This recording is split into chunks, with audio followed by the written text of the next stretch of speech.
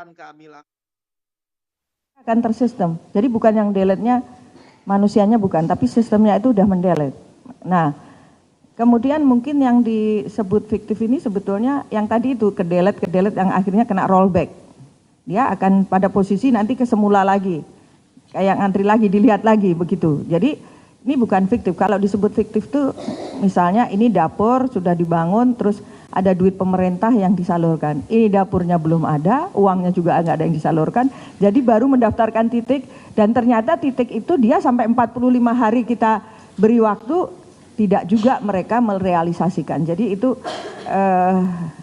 langsung kita delete, rollback, balik lagi ke belakang dan nanti siapa yang membangun duluan ya itu yang kemudian lolos. Itu pengantar dari saya kira-kira ya Mbak. Nanti di tempat sana kalau memang ada 1-2 pertanyaan boleh saya jawab di sini. Selanjutnya saya akan ajak ke lantai 5 untuk melihat ruang verifikator. Ya, baik. Terima kasih pengantarnya Ibu Waka. Teman-teman ada beberapa pertanyaan enggak sebelum kita ke lokasi verifikasi? Ya, dari Kompas, Mbak.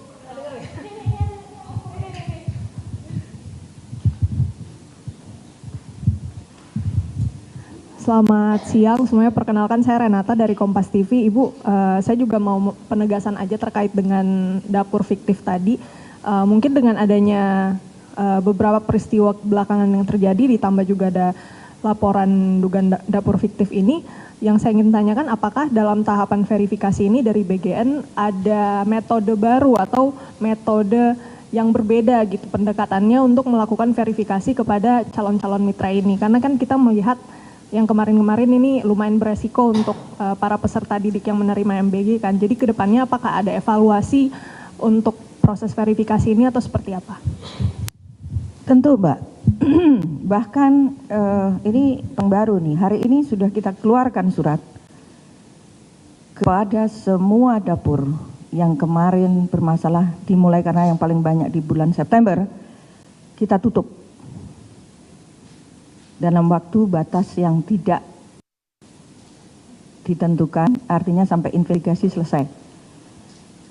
Jumlahnya nanti Pak Sony akan sampaikan ya, tapi sudah kita kirimin surat per hari ini yang tadinya cuma sekedar tutup sementara, kita tutup dalam batas waktu yang tidak ditentukan. Dan kemudian persyaratan sekarang kita perketat dalam verifikasi ini, semua harus berdasarkan juknis. Bahkan nantinya kita sudah juga membentuk tim untuk turun apakah, karena kadang kan ini karena saking banyaknya, apakah kita, kan ini mereka kirim foto ya kan, di ininya kirim foto, itu biasanya memang ada sebelum kita verifikasi itu ada lagi yang SPPI, kepala SPPG yang di daerah Korwil ya istilahnya, Korwil. Kok biasanya ada Korwil, Korkarek itu regional. Koordinator regional itu turun untuk ngecek kan.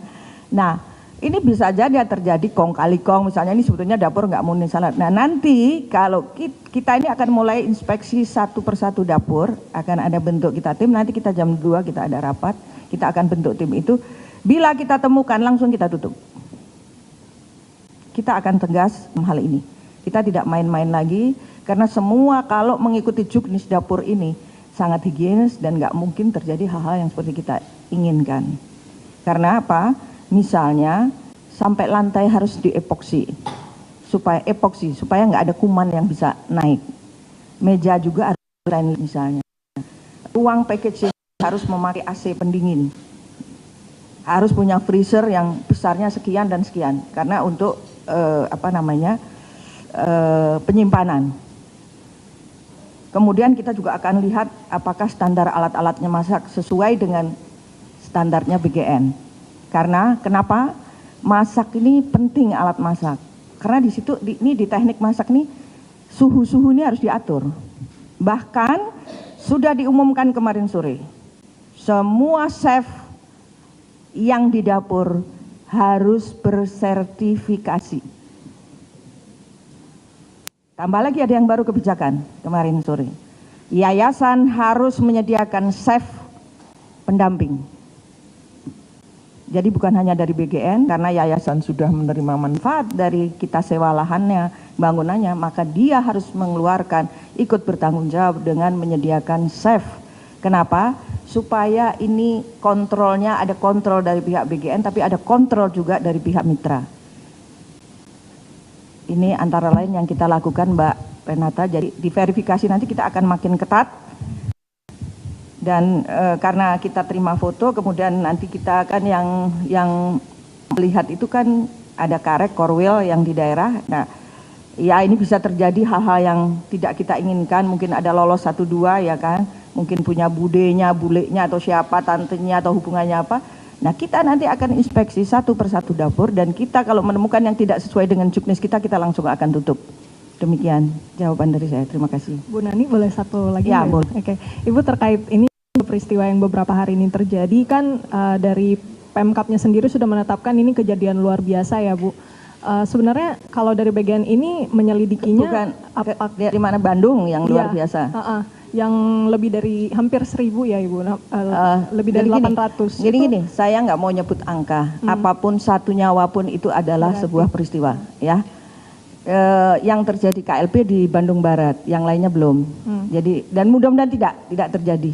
Ya. Penyelidikannya Ibu dari bagian seperti apa? Sudah turun dan kami tentu belum bisa menyampaikan.